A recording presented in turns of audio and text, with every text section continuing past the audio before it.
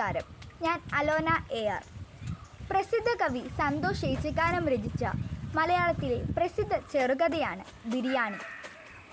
ആ ചെറുകഥയിൽ കേന്ദ്ര കഥാപാത്രം ഗോപാൽ യാദവ് എന്ന ബീഹാർ സ്വദേശിയാണ്.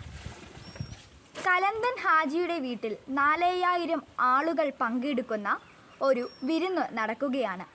ആ വിരുന്നിൽ ധാരാളം ഭക്ഷണം ബാക്കിയായി.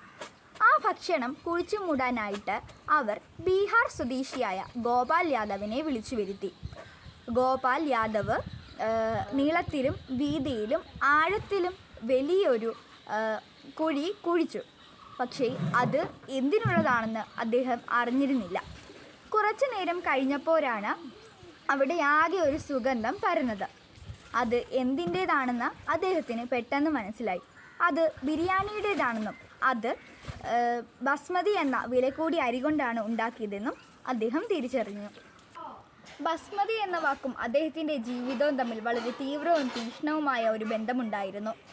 അദ്ദേഹത്തിൻ്റെ സ്വന്തം ജീവിതത്തിലൂടെയാണ് ഇനി കഥ മുന്നോട്ടു പോകുന്നത്.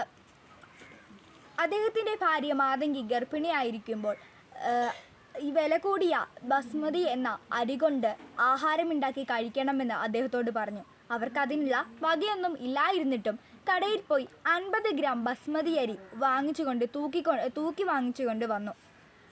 വരുന്ന വഴി തന്നെ വീട്ടിലേക്ക് എത്തുന്നതിന് മുന്നേ തന്നെ മാതങ്കി ആ അരി ചവച്ചരച്ച് തിന്നു കഴിഞ്ഞിരുന്നു. അവർക്കൊരു മകളുണ്ടായി. ആ മകളെ അവർ ബസ്മതി എന്ന് വിളിച്ചു.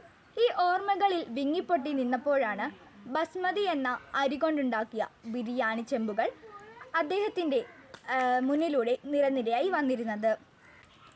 ബാക്കി വന്ന ഭക്ഷണം കുഴിയിലിട്ടതിന് ശേഷം അത് പെട്ടെന്ന് തന്നെ നിറഞ്ഞു കവിഞ്ഞു. അപ്പോൾ ഗോപാൽ യാദവിനോട് അവിടെ നിന്നവർ പറഞ്ഞു ആ കുഴി പെട്ടെന്ന് തന്നെ ചവിട്ടി നികത്തുവാൻ. അപ്പോൾ അയാൾ അവിടെ നിശബ്ദനായി നിന്നു. അപ്പോൾ അടുത്തു നിന്നെ ഒരാൾ വന്ന് ചോദിച്ചു, നിങ്ങളുടെ വീട്ടിൽ ആരൊക്കെയുണ്ടെന്ന്. അപ്പോൾ ഗോപാൽ യാദവ് പറഞ്ഞു, ഭാര്യയും മകളും. അപ്പോൾ അദ്ദേഹം വീണ്ടും ചോദിച്ചു, മകൾ എന്തു ചെയ്യുകയാണ്, പഠിക്കുകയാണോ എന്ന്. അപ്പോൾ അദ്ദേഹം മിണ്ടിയില്ല.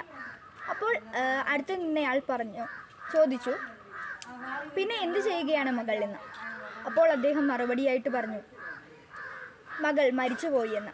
അപ്പോൾ എങ്ങനെയാണ് മരിച്ചു പോയത് എന്ന് അദ്ദേഹം വീണ്ടും ചോദിച്ചു. അപ്പോൾ അതിന് മറുപടിയായി ഗോപാൽ യാദവ് പറഞ്ഞു, പട്ടിണി കൊണ്ട് എന്ന്.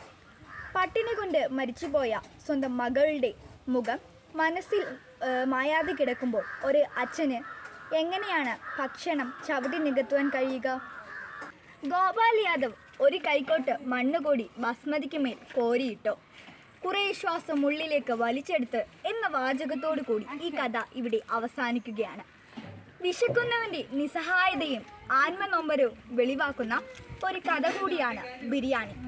ബിരിയാണി ഒരു ഓർമ്മപ്പെടുത്തലിൻ്റെ കൂടെ കഥയാണ്. വിശപ്പ് എന്ന യാഥാർത്ഥ്യം നമുക്കിടയിൽ ഉണ്ട് എന്ന് വെളിവാക്കുന്ന ഒരു കഥ കൂടിയാണ് ബിരിയാണി. നന്ദി, നമസ്കാരം.